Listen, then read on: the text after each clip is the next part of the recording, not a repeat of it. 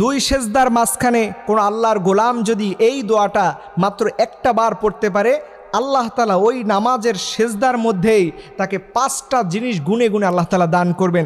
তার মধ্যে একটা থাকবে রিজিক দেওয়া হবে, তাকে নিরাপত্তা দেওয়া হবে, তাকে সুস্থতা দান করা হবে, তাকে মাফ করে দেওয়া হবে, তাকে হেদায়েত দান করা হবে। সুবহানাল্লাহ বিহামদি। কি দামি একটা আমল।